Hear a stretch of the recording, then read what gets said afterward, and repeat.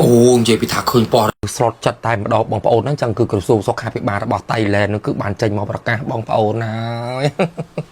ហើយមិនក៏ដល់ថ្នាក់ហ្នឹងនិយាយពីថាក្មេងៗរៀននៅតៃឡែនហ្នឹងនិយាយទៅចាប់ពីថានុវិទ្យាល័យទៅដល់សាកលវិទ្យាល័យហ្នឹងខំតែរកឃើញអ្នកផ្ទុក HIV ហ្នឹងលេង13000នាក់យាយដូចជាដល់កនេះបាច់មិនតន់ទេណាបាច់ភ្លាមទៅមកគេឆ្ងល់ថាឲ្យទៅរៀនឬក៏ទៅនេះចឹងឲ្យទៅរៀនឬក៏ទៅធ្វើស្អីគ្នាណានឹងឲ្យទៅរៀនទៅនេះបានជាទៅលេងឆ្លងផ្ទុក HIV ពេញនឹងចង់ទៅបងប្អូនរបស់យើងណាចឹងឥឡូវនេះគឺខាងក្រសួងសុខាភិបាលរបស់ខាងតៃឡែននេះគឺចេញបានមកប្រកាសបងប្អូនរបស់យើងគឺពាក់ព័ន្ធជាមួយនឹងក្រុមក្មេងៗរៀននៅខាងតៃឡែននឹងដល់តែគេធ្វើតេស្តឈាមទៅដូចថាសម្លាយតែចឹងណាព្រោះទៅរៀនអីគេគិតថាវាប្រកាសជាមិនចេះទេអារឿងចឹងមានអីលោកអើយចេះជាងឯងយើចឹងប៉ិនសំដែងណាម៉ោងជីវៈនឹងធ្វើអៀនណាលោកគ្រូនិយាយដល់ទេអៀនណាគេធ្វើរត់ចេញទៅក្រៅចឹងណា